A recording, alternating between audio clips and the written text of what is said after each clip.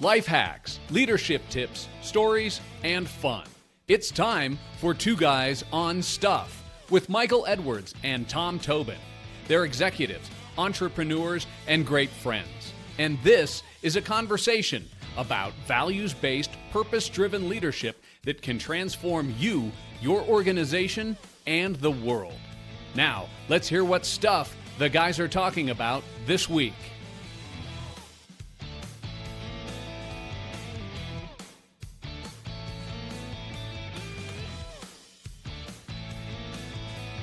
Welcome to Two Guys on Stuff. I'm Michael Edwards with my good friend and co-host Tom Tobin, and today we're going to turn your 2026 plan into a calendar you can run. That's right. By the end, you'll have a one-page plan, simple budget, a weekly rhythm, and a 12-week sprint for Q1 2026. I think that's pretty exciting. Yeah. You know, I was thinking earlier at some of my past companies that I've worked for back when I had corporate gigs, and it's like the middle of Q1 and we finally got our plan for the year. So this is kind of cool. And, we all know that planning is stewardship, and you are stewarding trust, time, cash, the whole shooting match. So this is how we set targets and ship real work. Yeah, absolutely. And the thing is like whether you're just getting started or you've got a business that you're currently running, this is for you. If you're just starting, you're going to see this more in terms of a pro forma. Think about what we went through last week in terms of the business plan. This is turning your business plan into your business. This is action items for starting January 1st. And you don't want to start going through this process January 1st. It was one of the things that drives me crazy is when businesses or small business in particular, big business, I don't mean that they necessarily do it right, but they definitely start earlier in the process. Small business, they look at the year in the rearview mirror somewhere around the end of December, and they go, okay, this is what we did, and they start planning in January. Yeah, and that's a giant fail. And like you said, make it fun, but at the same time, sometimes it's just a grind. There's nothing sexy about sitting down and grinding through numbers unless you've just had this stellar year and you're planning on even more coming. But the reality of it is it's necessary. It is the surgery for your business. And sometimes it's necessary to go in, remove the bad stuff, put in the good stuff, and set that plan in place. So, whether you're just starting out and you're a brand new entrepreneur or you've got an existing business, this is critical to ensure success in 2026. So, regardless, keep it simple, and we'll show you what to set, schedule, and track. Yeah, and it's pretty simple. There's three things you need to go through, and we'll go through in a little bit of detail. You're going to set your 2026 targets. You're going to build a simple budget, and then you're going to lock a 12-week sprint for Q1. And, for those of you who don't really understand what a sprint is, it comes from the agile methodology in the tech world where you load up all of your project work for that period of time. Some go 1 week, some go 2 weeks, but we're going to build a 12-week sprint so you can land Q1 on your feet with a lot of traction, and it really sets the tone for the year. A lot of times you spend the first quarter just really overachieving your budget, and that makes the rest of the year go that much more smoothly. Yeah, and I think along with what we talked about last week regarding the business plan, you're looking at these from a fundamental standpoint financially, but you're also looking at it from a leadership standpoint with your staff, with a relationship standpoint with your banker, yep, or your CPA or your business partners, or your clients. And so I think it's critical to be able to walk through this and be able to have a good understanding and a grasp as you're going through the end of 2025 and preparing for 26, because if you're looking through this and you've got to have capital brought to the table, if you're looking to the bank to help provide you because you're going to add a food truck, Michael's going to give an example of using a coffee cart. If you're going to do those things, you've got to be able to have these numbers in place. You've got to show that you have forethought. You're not just, everything isn't just an afterthought.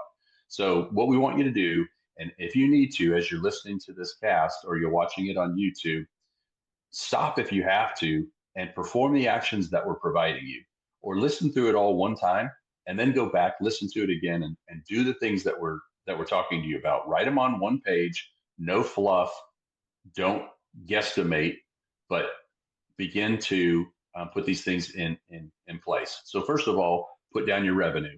What are you expecting? If you've got an existing business, do it based on this year plus a percentage that you think is a reasonable growth opportunity. And don't make it so easy that you hit it in the second quarter. You want some stretch goals that really stimulate you. I mean, the reality of it is if I'm a long distance runner, but my long distance is only a mile, it's probably not going to be, very motivating for me. But if I'm a long distance runner running 20 miles, okay, I'm going to train harder and I'm going to be focused. So when you're looking at your revenue, create reasonable expectations in terms of growth opportunities. And at the same time, if you're a brand new organization, put those revenue targets at something that's manageable. Look at your gross margin and your net income. You look at total revenue, and oftentimes people think, oh, I made X number of dollars. Well, that's just revenue. But you also have to think about cost of goods. What did it cost you? Michael will go over that example with the coffee cart, but what did it cost you? And what did you end up netting? So you really have to be reasonable about what your net income is. That's one of the things that frustrated me about, multiple businesses that I've started, built, and then sold is throughout the process, time and time again, you run into people that go, well, you guys made X number of dollars. And what they don't understand is, yes, we generated that in revenue, but in order to do that, it took, Y amount of money to do that. And that paid for all of our goods. It paid for all the travel that people had to do. It paid for all their salaries and benefits. And at the end of the day, there's the net. And a sidebar, entrepreneurs, people that own their own businesses, they're paying taxes on the net income, but they may not take that out in the form of revenue for themselves. So let's say I had $1 million business and I had $750,000 in costs, and I have a net profit of $250,000 that I leave in the business. I don't take that home, but I leave it in the business. I'm taxed on that $250,000 on my personal income through a K-1. So when you're looking at revenue, you're looking at your gross margin and net income, you really need to be doing it from a reasonable standpoint and factual. Next, new customers and retention. How do you expect to gain new customers and how do you expect to retain them? Just brief statements. Remember, this is one page, no fluff, just what are you expecting in terms of new customers and how do you expect to retain them? One product or feature that you'll ship, a service that you'll provide, a cup of coffee that you're going to sell to somebody. And then what are you going to need in terms of cash with respect to a runway? What is your minimum? Is it 90 days? Is it 120 days? How much cash are you going to need in the bank to run the business before you start generating revenue? Those things are important. So make sure that you put those down. If you need to listen to this again and again and again, go back and listen to that section. But Michael, we were talking earlier, and you said that you had an example that you were going to share. Yeah. Before we jump into the example, I wanted to just touch upon the customer retention piece. It's just amazing how many founders that we talk to that aren't thinking retention until somebody like Tom or I come in and say, hey, you've got to plug this leak. So if you've got your mind around retention at the beginning, it becomes, just business as usual or part of the culture rather than an afterthought. Yeah. So yeah, the coffee cart example seemed to resonate. So let's keep going with the coffee cart. And so the revenue targets, we're going to use an example of 180,000 for Q1 revenue. We're going to look at a gross margin of 60% with a net of 15%. I heard something interesting today too, Tom, around the gross margin.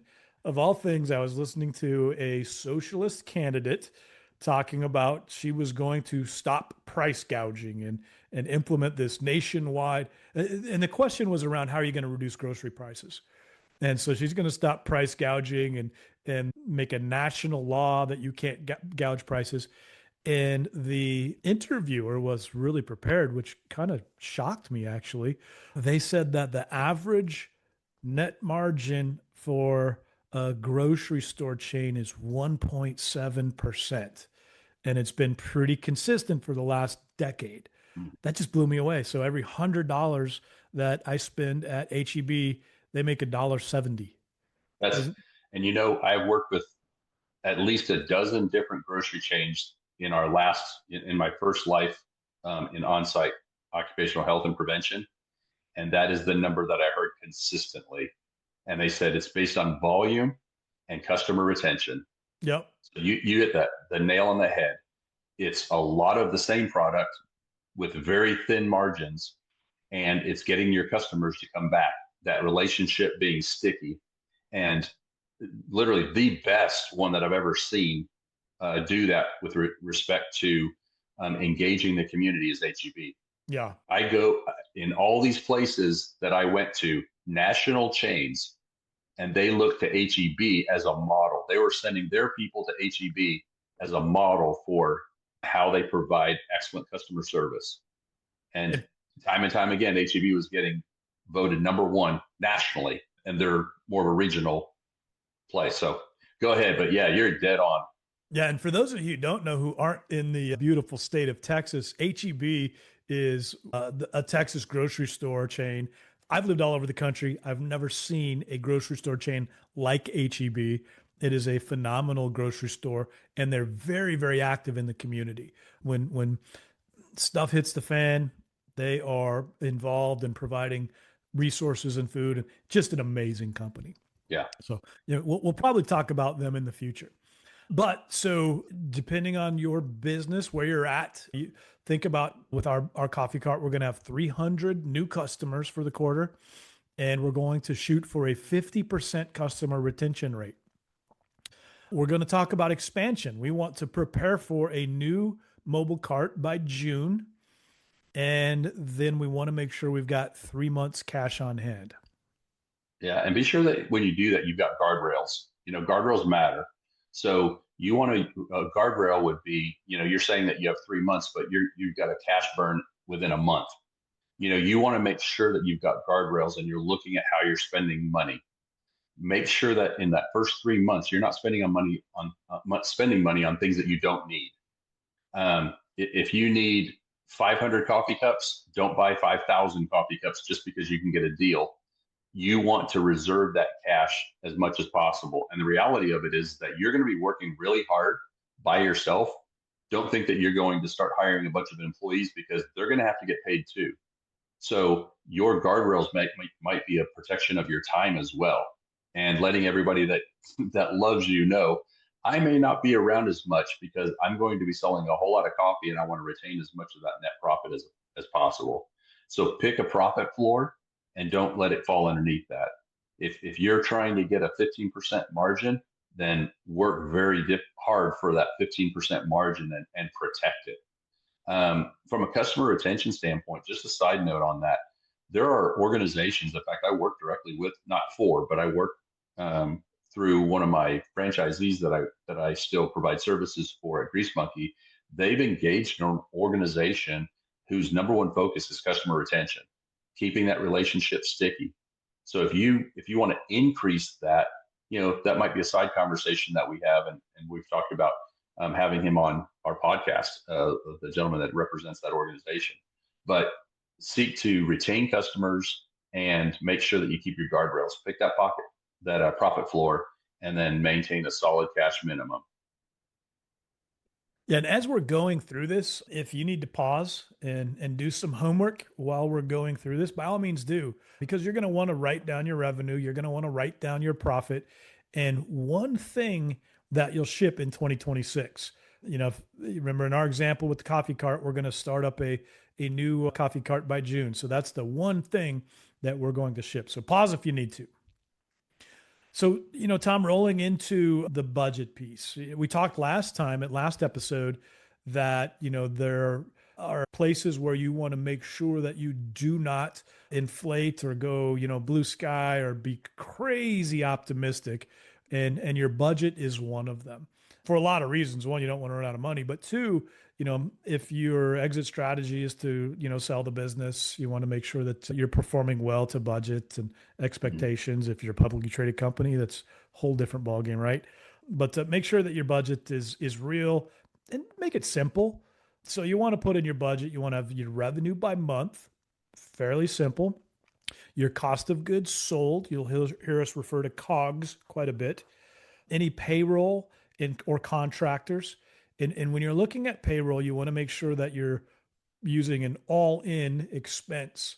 And you'll probably work with your payroll company or payroll provider for that. But if you've got employees, there's a good chance that you're going to have their salary times 0.33 for benefits and all of the taxes and all of that good stuff. We call that fully loaded payroll. You're going to look at your fixed costs, and you're going to want to put in your marketing and tools. Yeah. And so marketing, that's going to be anything from like Google reviews, those you can manage for free, to paid advertisements on Facebook. We're going to be in this example, you're going to have a coffee cart. We're going to be at this location. And so you want to have really good, active, timely communication with people who are your potential guests, because if they're going to support you, they're going to want to know where you are and where you expect to be. When it comes to what Michael's talking about in terms of COGS, cost of goods, those types of things, you want to look at unit economics. And what that means is, I can tell you right now, there's not a restaurant in the business that serves food, fast food, et cetera, that doesn't know exactly what that cup of coffee costs, how much they're selling it for, and what their net profit is on every single cup of coffee. And everything that you do to change the cost decreases their profit. And so unit economics, so the price of what you're selling, in this example, coffee, and that cup of coffee, COGS per unit, your cost of goods per unit. So how much is that? Even down to the cup. That one cup cost me 0.01 cents. That makes a difference at volume. It may not seem like a lot, but how much does it cost you? Your contribution margin. So those are other things like, what is it? If you watch Shark Tank, you'll hear, acquisition costs for customers. What other things do you have to, contribute to your margin? Not just the cup, it's electricity. It's all of those other aspects of deriving the expenses. And then what's your break even? If I buy 1,000 cups and I am going to have to pay rent or a cost for the truck that I'm driving or the van that I'm driving the cart that I'm selling this coffee out of, all of those things cost money. So at what point do you break even?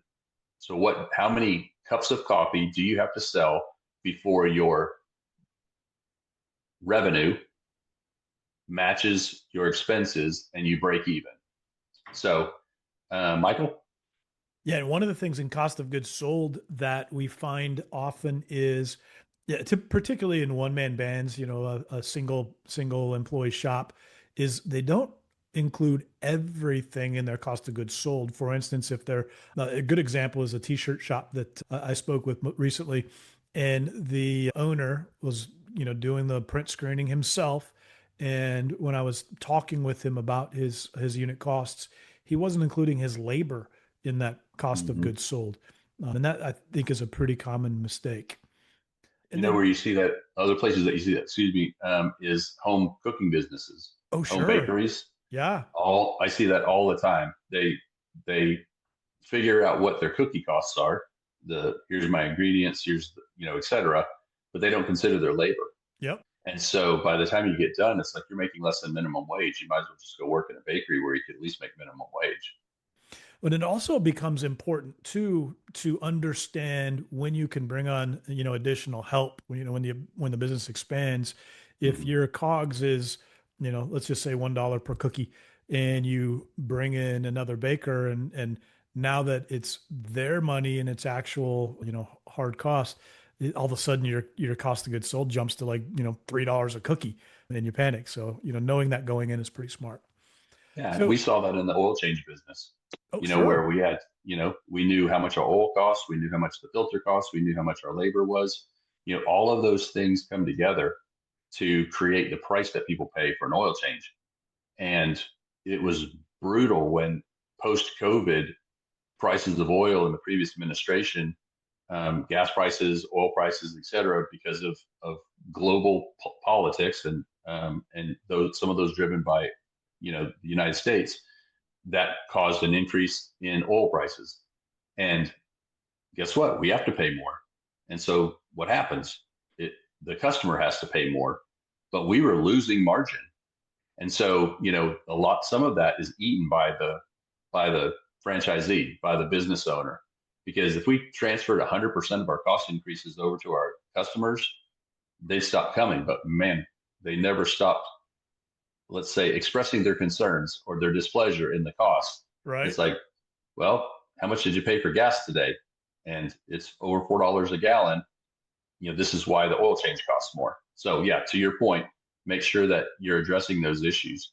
And then have a cash plan, 3 months of operating cash, a line of credit as a backstop. You spoke earlier about, relationships with when you're doing your forecasting. Nothing is going to irritate your banker more than to have you provide these forecasts that you never hit consistently, Right. because you're just not going to look like a reliable operator. And so that's why it's so important that you do things that are reasonable and in terms of setting your budget. And then this is a huge mistake people make all the time. Be sure that you set tax money aside quarterly. You are going to be paying quarterly estimated income tax, and you have to pay that. You'll be shut down. You'll be penalized. Your fines will be insane, and you will be buried in tax problems if you do not set aside tax money that you pay quarterly from day one. Yeah. And include that in your expenses. Include that in your budget, what you're putting aside from a tax standpoint. Yeah, that's a good one with our friends in the real estate business. I can't tell you how many folks I know in the real estate business that go all year not doing their quarterly estimates on their income tax.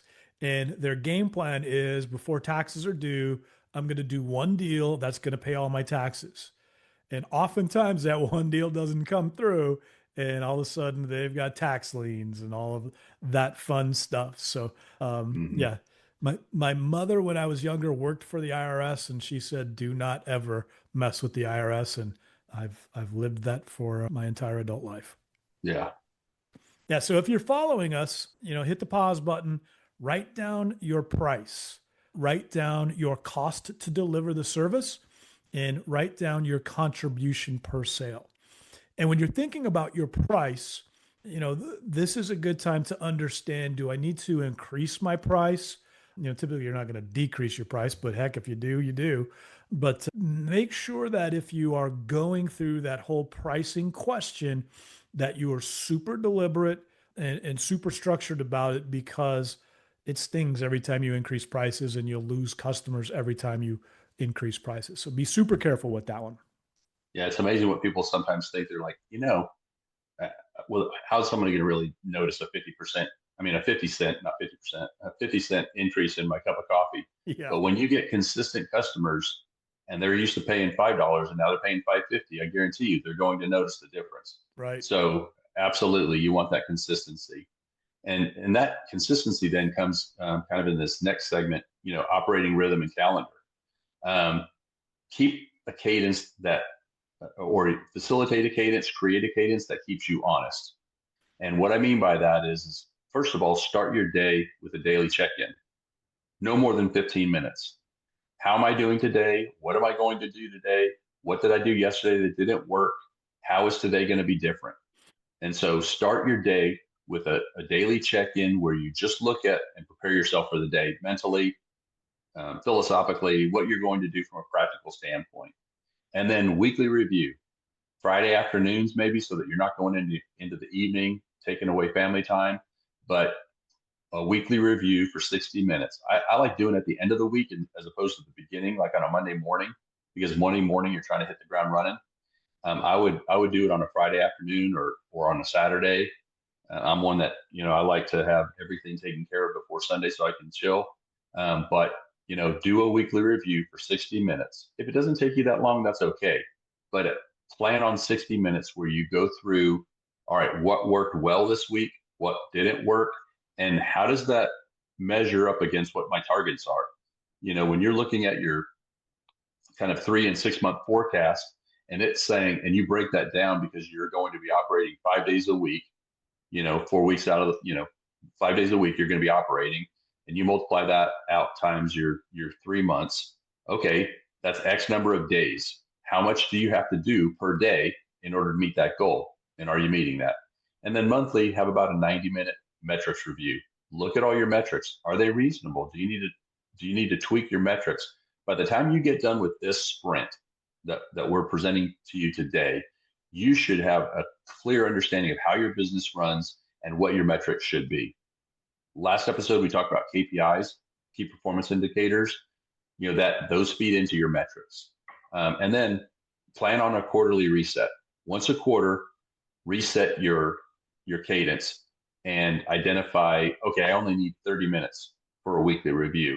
And my monthly review I could do in 60 minutes. But reset your cadence and reset what you're doing in order to meet your business goals.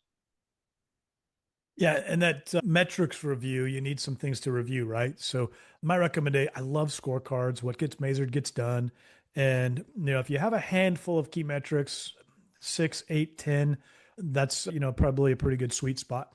And if you're in a sales business, you're going to want to measure your leads, your conversion rate, and your new customers. You're going to want to measure your revenue, your gross margin, and your cash balance. And then the last one, you're going to want to measure your on-time delivery, your support time, and any customer satisfaction measures or reviews that you get online or net promoter score. Those things will, help move your business forward if you're doing well with them.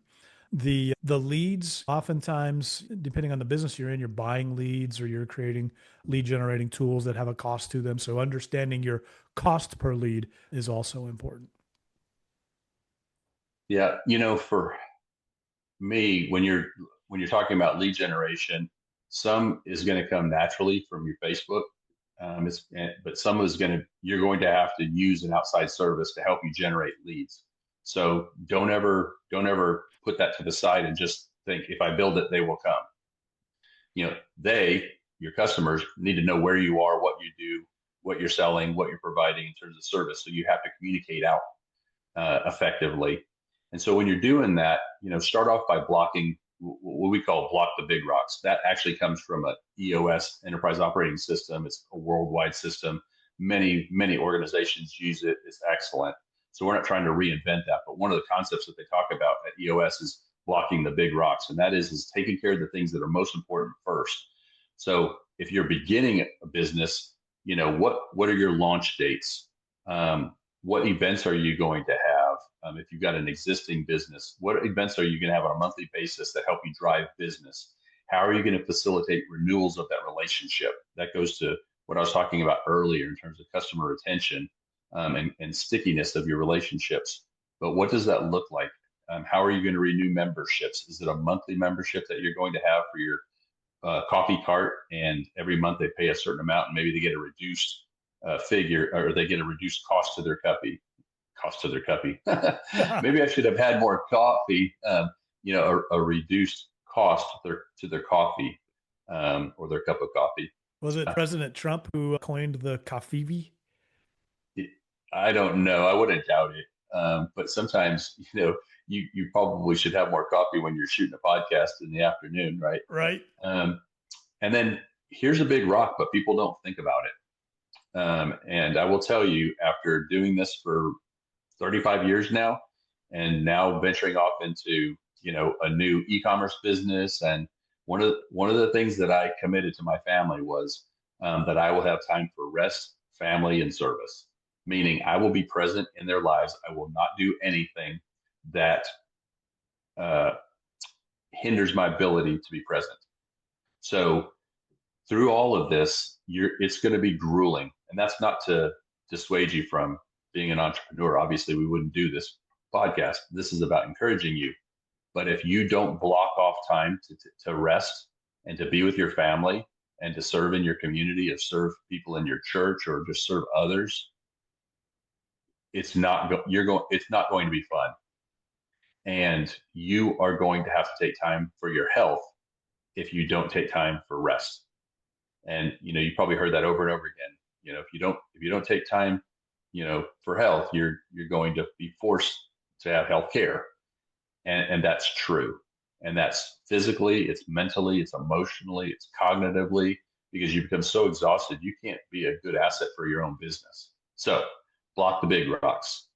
I think this is where we play Cats in the Cradle. Exactly, exactly. I don't think we have a license for that music, but maybe in the future. Right? Um, so yeah, so you know, make sure you block your big rocks. Yeah. And if you're following along, we want to keep it simple. So pick your weekly meeting time, list 5 metrics that you'll check every single week, and just do it. Yeah, exactly. And so, this next segment, it's all about people, systems, and risk. So you want to have role scorecards for each seat. And if you are taking up most of those seats, you're the chief cook and bottle washer, then have a scorecard for yourself. And if you can't rate yourself honestly, have somebody close to you rate you. And maybe that you use your monthly time evaluating your business to work with a mentor, but set role scorecards for each seat. If you've got employees, people need to understand what your expectations are, how they're meeting, exceeding, or not meeting your expectations, and then what does that look like in terms of where they need to make changes. Look at a potential hire or a contractor that allows you to unlock growth. So changing from scorecards with accountability and specifics for an individual, look at your organization and say, could I hire somebody, or could I hire a contractor, contract with somebody that helps me unlock growth potential so that I can focus on my business and not have to work in my business. I've talked about that on several occasions, that's the role that I play with some of the entrepreneurs that I work with, whether it's someone who's working in the business and they need me to come in and help them perform services like building their brakes service for an auto lube place, or now I'm working with them on their fleet program. That allows them to continue to work in their business and on their business while I'm working in their business. Okay. And so when I'm doing that, they're measuring my value by what they're doing in terms of increased brake services, or how their fleet program is growing. Another organization that I'm working with, we just had a meeting last week, and I said, I want to make sure that we start off 2026 with you growing revenue, because I've helped you reduce expenses. I've helped build the infrastructure that's going to put you in a position to accelerate your growth and make you, successful growing, or help you to grow successfully. But now it's time to do that. And so I put together systems that are in place with training new employees, the infrastructure, getting documents in place to protect his IP, his intellectual property. So, look at how you can hire somebody or have a contractor that helps you unlock growth, and then a basic training plan to allow them to come into the organization with a very defined set of scorecards for themselves, some KPIs, and grow from there. So, Tom, on the one hire, and I think I know how you're going to answer this question, but on the one hire or contractor, what is that type of person that you would bring on in almost any type of business? I think, first of all, someone that shares your passion for the work that you're doing. Yep. And maybe that's not exactly what you're thinking about. I'm what going I might specific be thinking. role. What specific role? Oh gosh, I would probably pick somebody in operations. Yeah. Well, I The, love the you for reason that.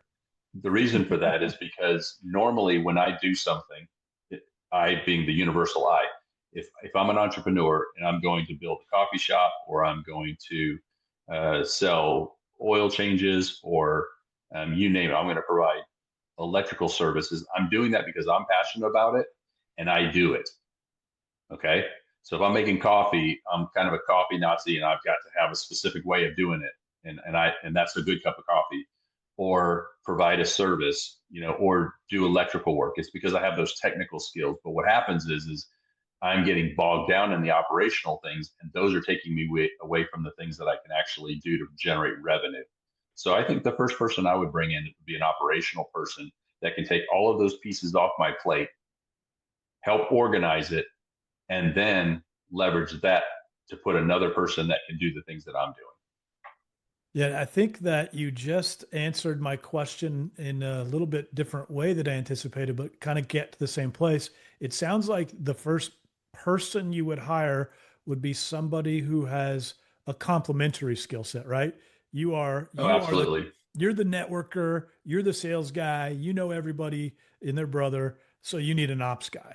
And I could see, a founder who is maybe introverted and likes to sit in front of a computer all day long and code or something like that. They might hire a salesperson. Absolutely. Yeah. Absolutely. That's exactly what I'm doing. Yep. So yeah, you're saying exactly what my thought is. Cool. So, shifting gears a little bit to systems, thinking about our little coffee cart, you want to write a handful of SOPs. You can start off with 3 SOPs, but you want to know some details around your sales process, those kinds of things. And expanding outside of the coffee cart, if you're looking at a traditional sales organization with commission-based salespeople, you want to have a pretty ironclad sales process so you don't get into challenges around, that's my sale. You didn't do that right, those kinds of things. So a sales handoff process, if you will. You want to have a customer onboarding process. Obviously in a coffee cart, that's pretty easy. But if you're outside of the coffee cart world, some sort of customer onboarding process to make that effortless, to make it as though it's very easy to do business with your organization and really delight that customer. And the last SOP I recommend is order fulfillment, refunds, those kinds of things. So if you can knock out a handful of SOPs to make sure that you've got some documentation. I've been using, and it's a horrible example, but in one of the businesses, I've been writing a bunch of SOPs, and I keep saying, if I get hit by a bus, we want to have it easy for the next person to go in here. I don't plan on getting hit by a bus, but that's just the easy illustration I've got for today. Mm-hmm. And one other thing that I think in terms of systems is identify something that you can automate that will save you some time. Yeah. If you're, somebody who wants to write down a goal, write down, I want to create one automation that saves me 5 hours a week. You will be absolutely amazed at how creative you can be if you're creating these automations, particularly AI-based automations that do things that you don't want to do. So pretty cool stuff. Absolutely. I think I shared this last week, but I had a friend that texted me and said, hey, how do you use AI? What do you use, et cetera? If you want to go back and review that from the last episode, then go do that. But I showed him how I used AI to save me hours of time in one moment. And one was generating this graphic behind me, and the other was preparing for a meeting and creating a structure behind the meeting. I put in the information. It helped me plan it out. Why anybody would ever start with a blank page, literally in Word, and go, okay, and start working through whether it's a meeting or an SOP is beyond me. You should be engaging AI in some way that can save you tons of time. And so, in terms of risks, so I'll kind of, I think you had asked me earlier to list 5 top risks. Number 1, don't leverage AI and do everything by yourself, starting with a white page and create all your own documents. Now, that does not mean that you allow AI to create the document and you just go, here it is. You have to review it, but it's going to save you hours of thought processes because it's going out and it's looking at 1,000 other SOPs that have been written for the same protocol that you're wanting. So first risk is don't leverage AI and end up spinning your wheels, spending a lot of time doing things that you don't need to. Second thing is don't take our advice. Do it yourself and ignore what we're saying today for free. I'm sorry, but it's not going to be easy. We're trying to make your life easier. But if you don't think that listening to us is a measurable or it's a quantifiable or credible risk, then I'll give you some others. The first is AI. I guarantee we can show a return on investment. Yeah. And guess what our return on investment is? It's you. It's our client base is our listeners who hopefully enjoy this for free. You're our return on investment. And that's why it's so important that you communicate back to us, because we want to know that we're helping people, and so please, if for no other reason than it makes us feel good and feels like we're actually providing a service to people, let us know if some of this is helpful to you. Another risk, though, is don't spend a whole lot of time working on your business plan or your budget and go seat of the pants. That's a huge risk. Third is you don't evaluate what your actual risk is and insure yourself properly. What are you going to do if you serve a hot cup of coffee and someone burns their lap? Yeah. McDonald's got sued years ago for millions of dollars because some guy drops, or some person, I don't know if it's a guy or girl, but somebody drops a hot cup of coffee in their lap. I'm having a hard time saying cup of coffee today. They drop a hot cup of coffee in their lap. If I'm sitting at a window and I'm buying a cup of coffee and I'm wanting a hot cup of coffee, I'm not expecting a lukewarm cup of coffee. So why is it their fault if I drop my coffee in my lap? But guess what? If you you do something and let's say you add a walnut creamer and they're allergic to walnuts and they come back and sue you. Well, if you didn't evaluate your risks and are properly insured, another risk is you didn't evaluate it from a business standpoint, a legal standpoint, and prepare for that. You did it as a sole proprietorship instead of an LLC, so you may not have the same protections legally. So that's a huge risk. And then the last thing is you engage people or you bring people into your organization that don't meet your culture, that they don't match your work ethic, they don't provide the service to your clients the way that you would like it to have happen because you didn't do the work that it took to bring in the right people. Keith and I used to always say, hire slow, fire fast. Bingo. And not just because we were inconsiderate of people, but if you identify that someone's not right for your organization, you're not doing yourself, your clients, or your fellow coworkers any good by keeping them in the organization. We had one guy that came to work for us after 3 interviews. Even his family was saying, are they wanting to hire you or are they wanting to date you? Michael was hilarious, but he told us that after the 3rd interview when we finally, hired him. And that was our motto. We hire slow, we fire fast. And so, finally, just when you're looking at risk, look at likelihood or impact or countermeasures for any potential risk issues, and then review your insurance and basic security issues. If you've got an electric business and you're locking up everything in your truck like a lot of people do every night, how are you securing your tools? Or is there a better way to secure your tools so that the next day you're not out of business because some idiot, chose to come in and break into your vehicle that night? So that's what I would do in terms of risk. And a couple just examples too of types of insurance that you should really investigate depending on the business you're in. In the consulting business, errors and omissions insurance is kind of a big deal. Mm-hmm. And then general liability is also kind of a big deal. Yeah, absolutely. And honestly, you need to be careful who you're working with. And I would get estimates from at least 3 different insurers because you could be insured into not being profitable if you listen to every level of risk. Right. But there are some things like what you're talking about, general liability, errors and omissions. Those are the types of things that, cover the bulk of what you're going to have in terms of problems. Yeah. And so kind of rounding out the people, systems, and risk segment, hopefully before you started all of this process, you have put your values, mission, vision on paper. So you know what you are, what you stand for, what your company is all about. And you're building your business for both results and relationships. So as you go through this planning process, your plan should really affect what you believe and how you serve. Believe me, what you believe me, customers can tell, from where you're coming. If you're an organization that is all about churning and burning, hitting the bottom line, that kind of thing, there's obviously successful companies out there that do that.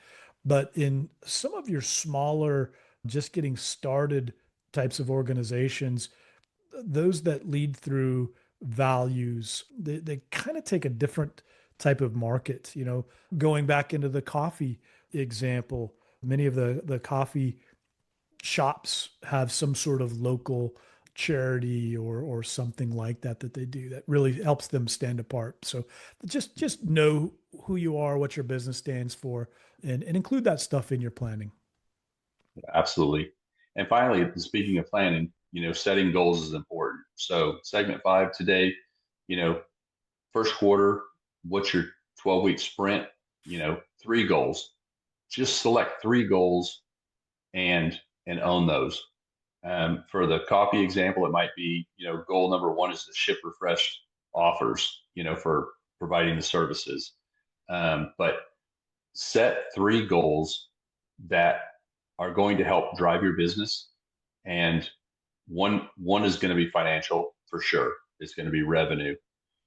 One might be marketing. How are you going to market your services, or in this situation, your coffee?